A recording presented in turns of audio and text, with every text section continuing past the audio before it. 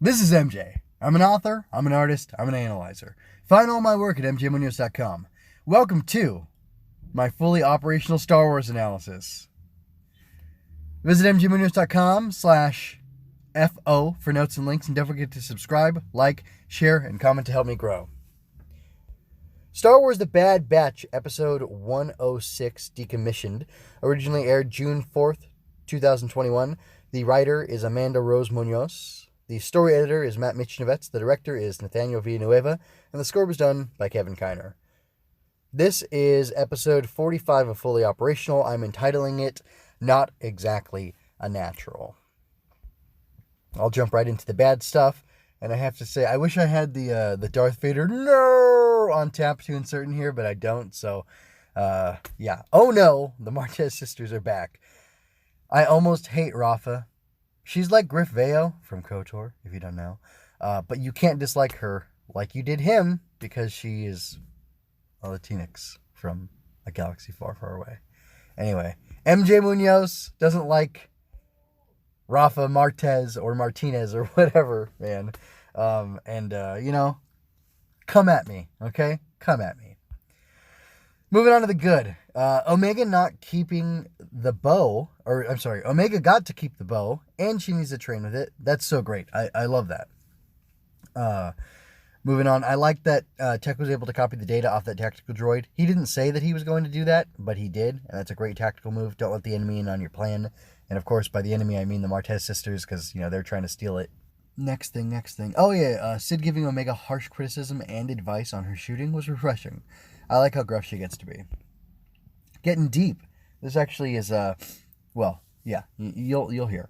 So the Martez, strap in for this, folks. The Martez sisters clarifying the thoughtless action of the Bad Batch was really good. Hunter simply responds with something like, things were so much easier when we were just soldiers. And that's to the Martez sisters, wait, you're going to just sell this to somebody, you don't know who they are, what they're going to do with it? This is very powerful, dangerous information. But that's an interesting pairing of ideas.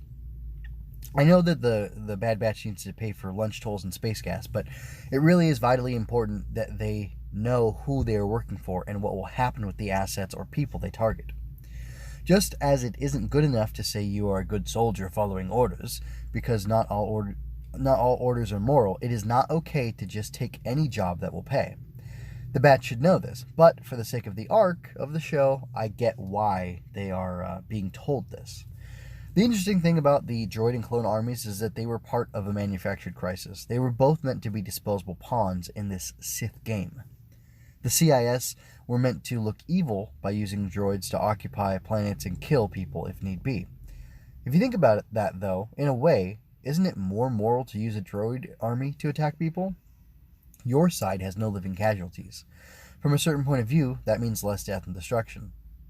Is it really more moral to send innocent young warrior slaves into the meat grinder of war?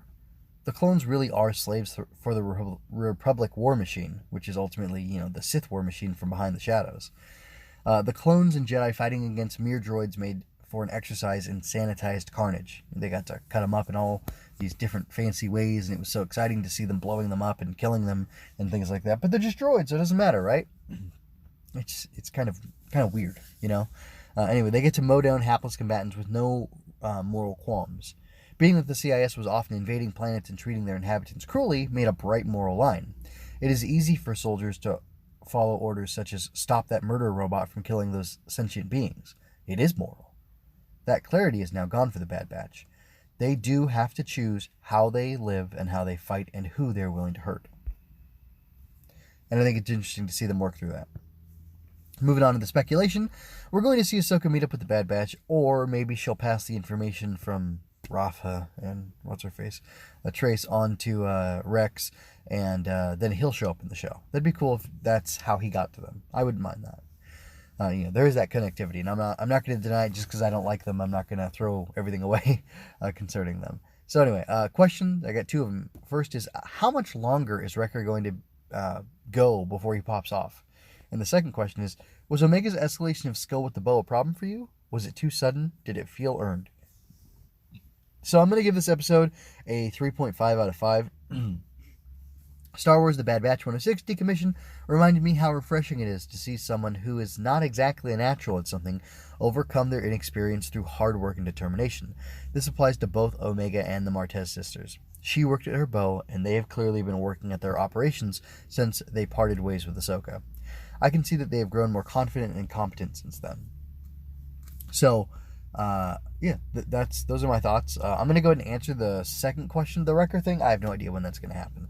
The Wrecker thing, and the reason I asked the question, I gave the score, now I'm going to answer the question, is because I would love for you to pause this to make an answer for yourself and leave it in the comments, so we can have a conversation about this, so we can talk some Star Wars.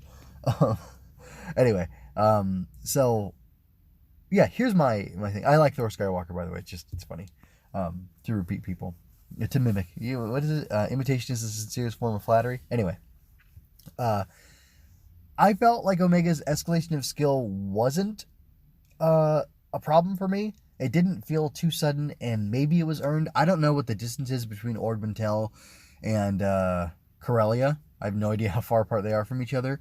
Maybe she was practicing with the bow there. Maybe she was lifting some weights there. Like I said, I love the fact that Sid said, she's got these noodle arms. That's why she's releasing too soon. And you saw her struggling with it when she was holding the bow back for, I don't know, 30, 45 seconds. I don't know how long that was. I mean, you should really only have to hold a bow back, if you're going to shoot, of course, for like a couple seconds. So you do the full pull back, and then you let go. Pull and release, pull and release, pull and release. You can do it, really fast, depending on how good of an archer you are. So, or how much practice you have with that. So, anyway, the fact that there was time in between when she was doing just okay to doing better, that kind of justifies it for me that she was a better shot. But also, when she made her quick little line about, it's all about getting rid of distractions to one of the Martez sisters, she was shooting off screen, and we did not see where she was shooting or what she was hitting, if she was hitting anything. I mean, she could have just been missing and just shooting, and that's okay. I think about soldiers more.